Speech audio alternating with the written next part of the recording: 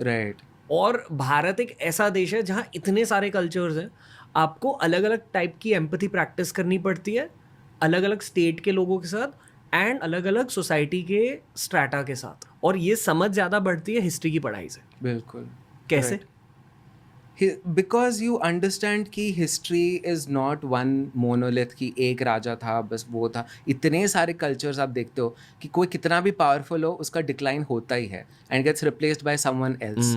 And ये सारे जो कल्चर्स को एक साथ रख पाना, दैट इज़ समथिंग जो इंडिया के बारे में बहुत खूबसूरत है, जो हमें और कहीं नहीं दिखता. ये जो हम बोल रहे हैं जो कल्चर वेदों का है वो बाकी रीजन्स में एलिमिनेट हो चुका है, but it is only this country जहाँ पे हम सबको साथ में लेकर चल पाए हैं.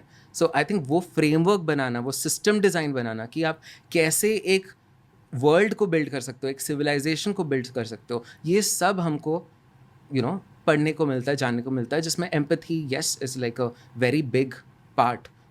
and another very practical angle here is इसी वजह से हिस्ट्री और ज्योग्राफी को सोशल स्टडीज कहा जाता है. It's about people and it's about social situations. It's about having more refined taste in life. अंश मेहरा आए थे शो पर, इंडियाज प्रीमियम AI एडुकेटर. उन्होंने भी कहा कि आने वाले 10 सालों में ना जिन जिन का टेस्ट अच्छा होगा उनके पे पैकेजेस और बेहतर होते जाएंगे. Taste is going to become a very underrated and over appreciated skill. तो I believe history contributes to your taste. Let's move forward. Okay, तो जो हमने ये 2 लैंग्वेजेस के बारे में कहा, इनमें फिर लिंकेज क्या है? Why are we India?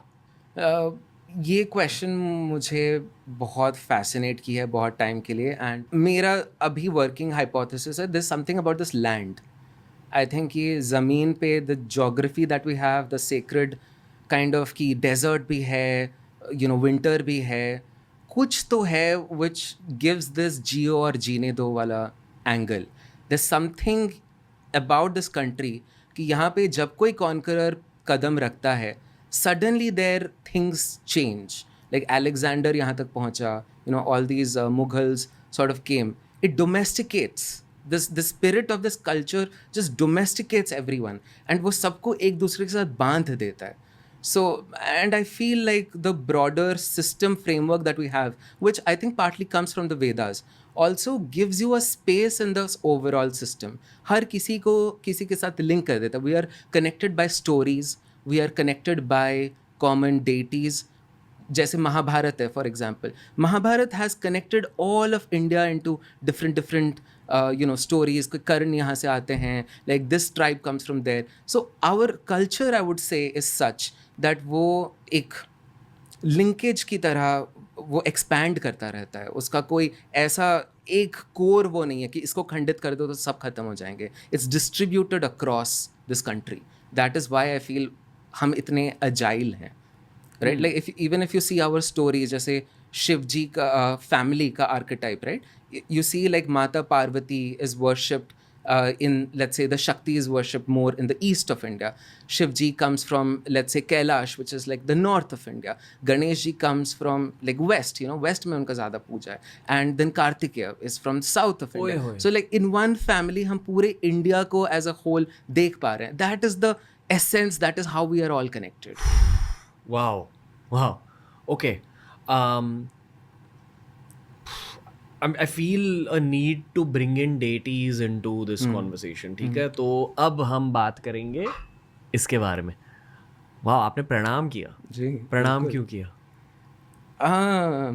I'll get teary eyed thinking of him. I'm like, I think मैं start किया था वेदों को through इंद्रा. ये इंद्र भगवान से कैसे कनेक्टेड है? So that what you're holding is called the Vajra, which is the weapon of Indra, which he used. Vajradhari बोला जाता है इंद्र को. It's the thunder को हम बोल सकते हैं. This is made of thunder. And Indra is a deity, Ranveer, who हमारा ऐसा कल्चर है हम सबको एक्सेप्ट करते हैं, हम सबको अपनाते हैं. बट आई थिंक इंद्र एक ही ऐसे डेटी हैं जिनको आई थिंक हमने सिस्टमैटिकली हटा दिया है अपने कॉन्शियसनेस से. Sure we do recall him in our yajnas, we do think of him in technical जब मंदिरों में वो होता है, बट आम कॉन्वर्सेशंस में hardly I think anyone knows anything about Indra.